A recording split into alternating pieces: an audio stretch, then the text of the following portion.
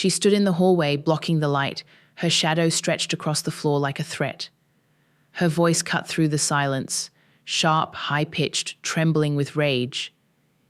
"You touch my things again, and I'll call the cops on you."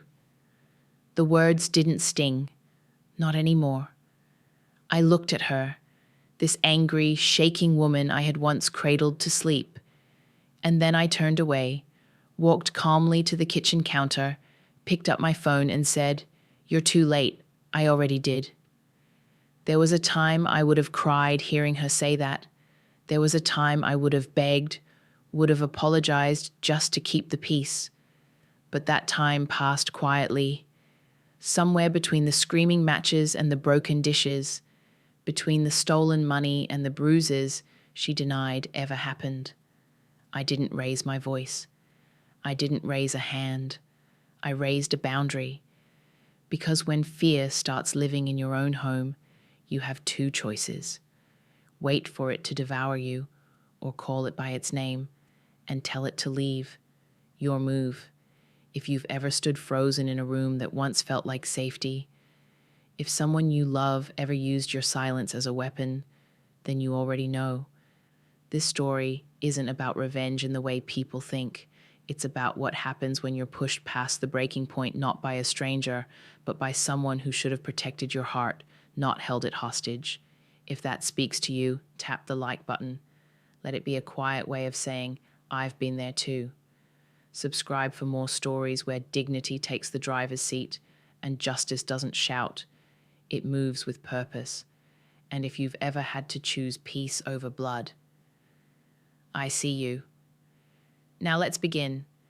My name is Margaret. I'm 50 years old. I've lived in the same grey house with the peeling porch rail and the stubborn front door for over 2 decades. It's not much, but it was ours. My late husband, Daniel, bought it before our daughter was born. He used to say the walls would hear laughter one day, and for a time they did. I work as an office coordinator at a medical clinic. Paperwork, phone calls, keeping things in order. It suits me. I like quiet systems. I like when people follow through. But in my own home, that order began to erode the day Daniel died. It was a wet November afternoon. A tire blew out on a 2-lane road and flipped his truck into a ditch. The knock at the door came before sunset. He was gone before they got him to the hospital. Lena was 17. I was 30 minutes late picking her up from school. She never forgave me for that. Lena had always been headstrong, but after the funeral, she changed. The soft edges disappeared. Her grief curdled into something sharper. We sat across from each other at the dinner table in silence for weeks. I tried to reach her, offered therapy, time, softness. She rejected it all. At first, she rebelled in ways I thought were typical, missing curfews, slamming doors, keeping secrets. I told myself it was a phase. I was patient, too patient. She moved out for college at 19. I cried when I dropped her off. I thought space would help. It didn't last. Within a year, she was back, dropped out, angry, saying the professors were arrogant, that no one understood her. She blamed me for pushing her to go. I hadn't, but I let her stay. She had no job, no income. She told me, "This house is half mine anyway. Dad would have wanted me here." She never paid rent. She never offered help. What she did bring home were strangers, the smell of cigarettes, and a constant stream of anger. The first time she raised her voice at me, I let it go. She'd had a bad night. The second time she threw a mug. It shattered on the wall near my head. She didn't apologize. She just said, "Then don't push me." That was 3 years ago. She took over the house in subtle ways, kept the living room for herself, claimed the kitchen as her domain, leaving me to eat quietly at odd hours. I found locks on her bedroom door. She brought in boxes of electronics I didn't recognize and refused to explain. Once, I came home early and found her in my room, going through my drawers. When I asked why, she said, "I thought I saw something of mine in there." I didn't press her, but that night I changed my passwords. She started taking money. At first, just small withdrawals, 20 here, 50 there. I confronted her once. She told me to stop being dramatic. I wanted to believe she was just lost, that something in her was still good, still reachable. But her eyes were empty when she looked at me. No warmth, just calculation. She treated me like the help. If I asked where she was going, she'd say, "You don't get to question me. You gave up that right." If I asked for peace, she'd accuse me of being controlling. I began to shrink in my own home. I avoided the kitchen when she was there. I listened for footsteps before leaving my room. Sometimes I drove around the block just to delay going back. She had complete power and she knew it. Because I wouldn't fight. I was still her mother. I still remembered the girl who loved stars and slept with a nightlight shaped like a moon. But that girl was gone. And in her place was someone I didn't recognize. Someone who used love like a weapon, guilt like a leash. And I was starting to feel the bruises, not on my skin, but somewhere deeper and far more dangerous. Lena stopped pretending to respect the boundaries of our home. She played music at all hours, brought people over without warning, men I didn't know, loud and half drunk, their eyes sweeping the space like they owned it. I tried reasoning with her, calmly. "Lena, I work early. I just need a bit of quiet at night." She laughed. "Then maybe you should get a hotel." It was a game to her, a slow unraveling of control, thread by thread. She started locking the thermostat. Claimed. She was tired of paying extra, even though I paid every bill. The heat stayed off all through December. I wore 2 sweaters and filled hot water bottles to sleep. She accused me of being dramatic. One morning, I found her passed out on the couch, a glass bottle still rolling on the carpet. Her phone kept buzzing with names I didn't recognize. I tried to wake her. She shoved me hard. No hesitation, no remorse. "Don't touch me," she growled. It wasn't a daughter's voice. It was something colder, mechanical. She'd taken my car without asking. Got a parking ticket I didn't know about until I saw the fine notice in the mail. When I asked her, she rolled her eyes. "What's yours is mine, remember? That's what family's for." Every conversation turned into a fight. She'd bring up Daniel, twist his memory into something I didn't recognize. "You were never there for him," she said once. "You just stood by while he faded." I left the room before she could see me cry. I started to feel like I was trespassing in my own house. I couldn't keep groceries stocked. They disappeared within hours.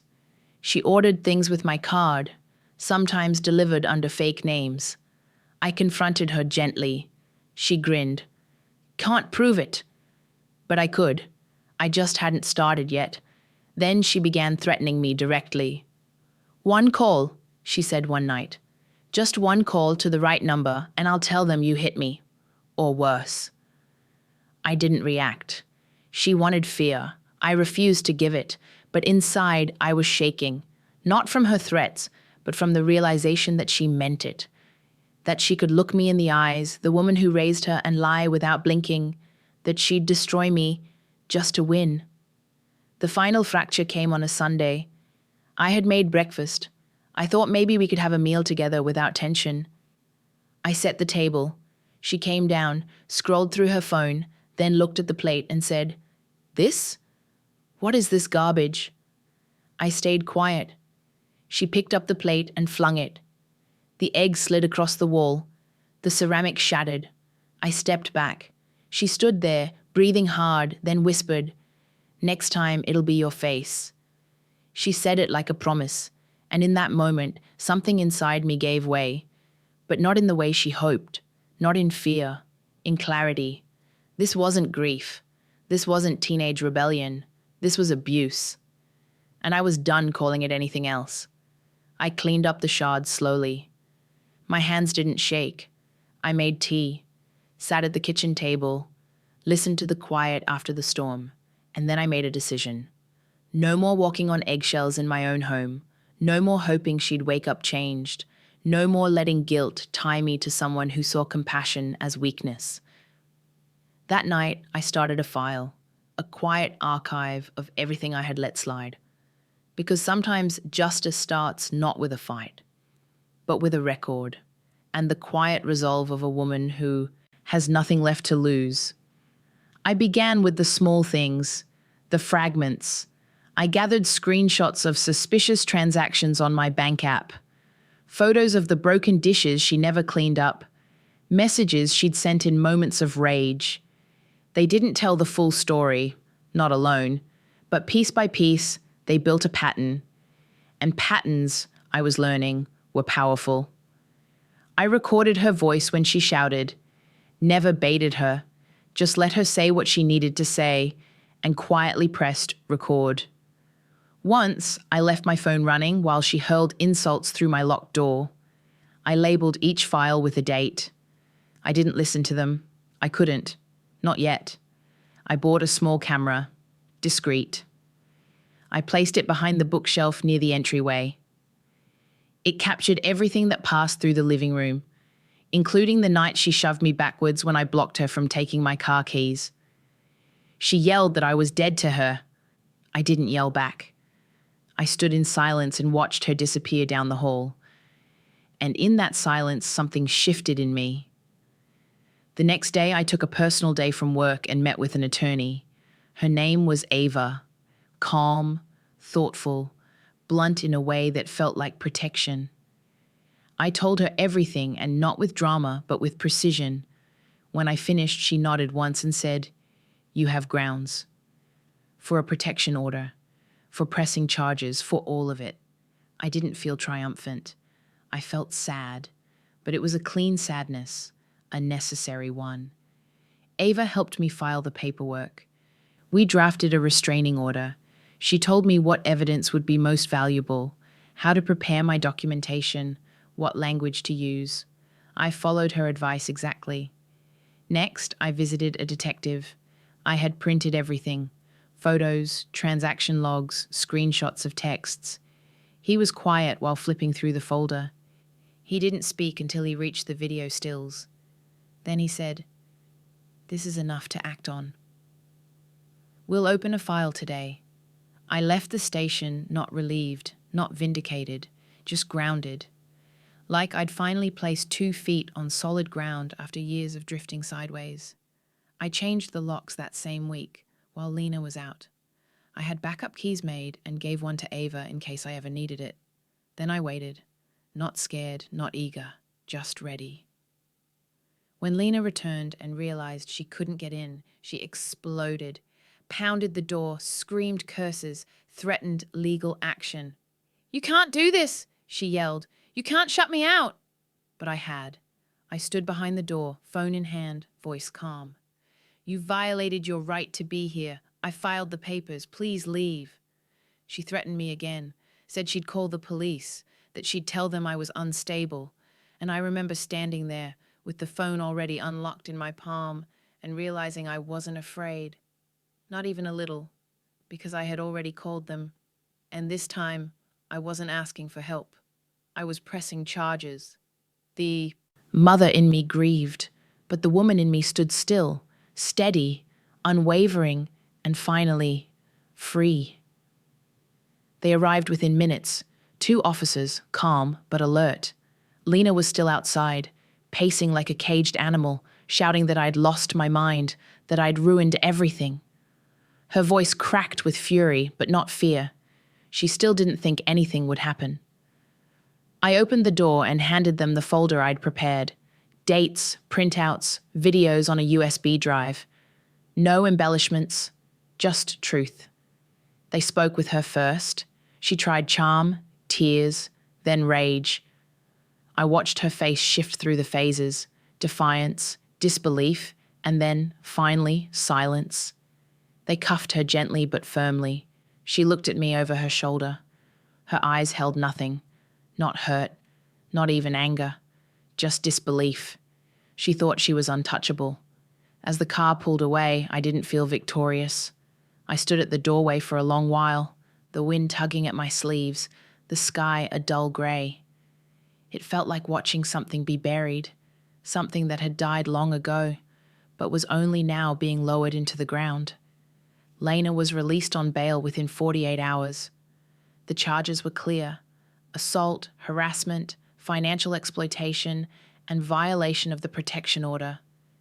Ava told me the case was strong. We had evidence, documentation, voice recordings, patterns of behavior.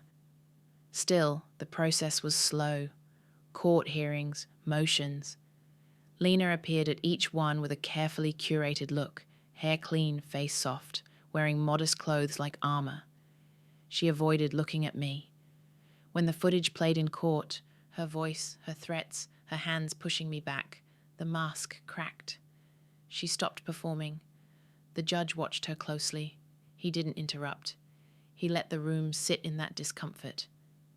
The sentence wasn't as heavy as I expected. Supervised probation, restitution, mandatory therapy sessions, and a permanent restraining order. But it was enough. Enough for a record. Enough for consequences. Word spread quickly. Some of her old friends, the ones she used to bring around, distanced themselves. Her social media accounts went dark. She tried to paint me as a villain online, but the narrative didn't hold. Screenshots circulate fast when truth stands behind them. She sent me a final message through a mutual contact. Just 4 words. "You've ruined my life." I didn't reply, because I hadn't ruined her life. I had removed myself from the wreckage of it. The house grew still. I repainted the kitchen, donated her things, quietly, without ceremony. Each box felt lighter than the last. The silence in the evenings was no longer heavy. It was clean. She'd always believed she held the power, that my love made me weak. But love isn't weakness, not when it's finally directed inward. And this, all of it, was never about revenge. It was about release, and the long, quiet steps toward a peace I had long forgotten how to claim. It's been nearly 2 years since that final court date, since the silence became something safe again. The house doesn't creak under tension anymore. There are no raised voices echoing off the walls, no footsteps stomping at midnight, no keys slamming onto countertops.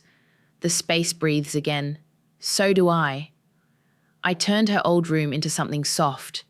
Pale walls, clean light, a desk where I write small letters to myself I'll never send.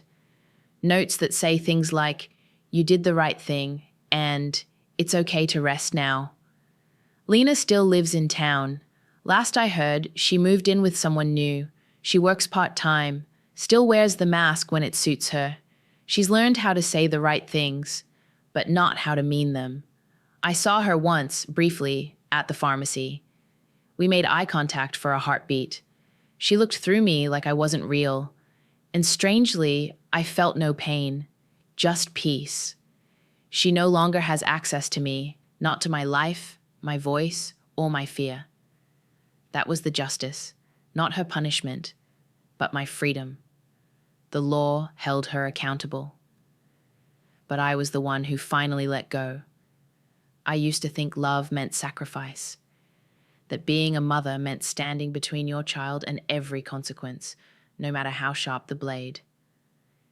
But I've learned something harder, something clearer. Real love has limits, and when someone crosses them again and again, even if they share your blood, even if you once held their hand through fevers and nightmares, you have the right to stop bleeding for them.